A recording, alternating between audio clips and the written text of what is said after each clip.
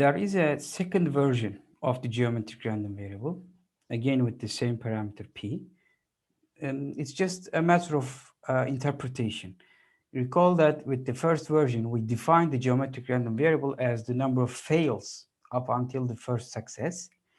Now here, if you include that success and define this as the number of trials, not the fails, but the total trials in a series of independent binary p trials observed before the first success, including that success.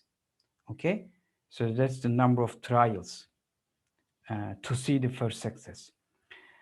It's directly related to the first version. In fact, if you define the x as the geometric distribution first version and y as the second version, it should be clear that x plus 1 equals y. This is the direct relation, because what you are doing is just include that final success to the count. Okay, so the support is not the natural numbers but the positive integers, because you cannot have a zero outcome here, since you have to have at least one trial to obtain the success. Okay, even if you obtain success in your first trial, that would be an outcome of 0 in version 1, but this is an outcome of 1 in this definition. So my sample space is given here, and the PMF is quite similar. Instead of k here, we have k minus 1, and the CDF here is again similar. Instead of k plus 1 here, I have a k. And again, I'm not going to give the details, but you can compute the statistics as the expected value to be 1 over p, the variance to be 1 minus p over p squared, which is the same. We'll see why that is the case later on in the course. And the characteristic and generating functions are given here. These are the different terms here if you compare the two.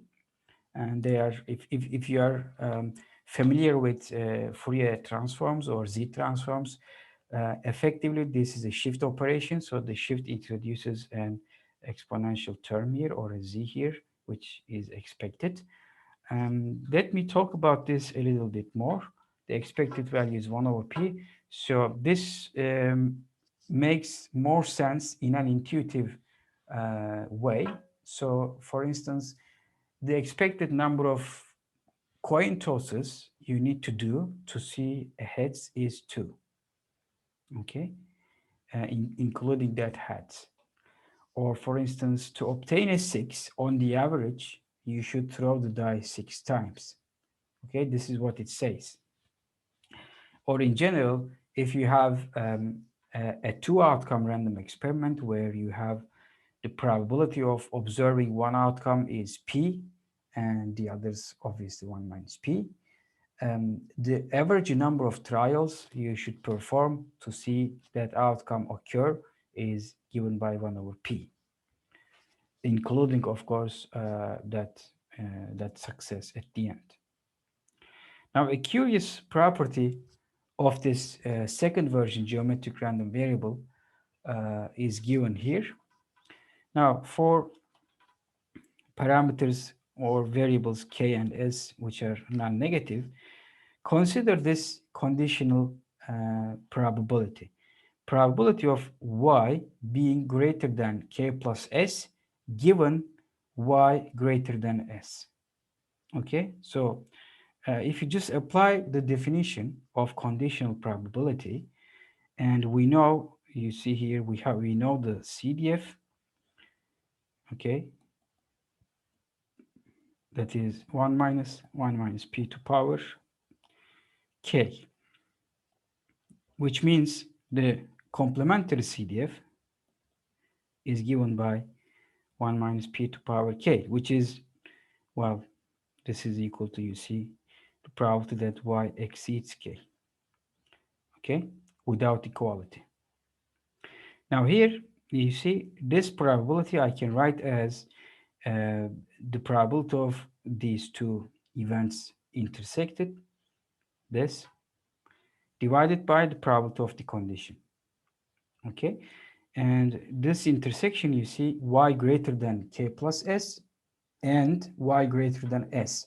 Since k and s are non-negative, the intersection of these two events is the first one.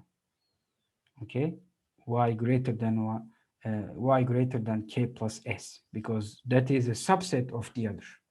If y is greater than 3, for instance, and y greater than 5, let's say these are the two events, clearly the intersection is y greater than 5, whichever is greater. So the intersection of these two is y greater than k plus s. And if you just plug in this definition, this probability is 1 minus p to the power k plus s, and this probability is 1 minus p to the power s. If you divide them, you get 1 minus p to the power k, which is exactly the probability of y greater than k.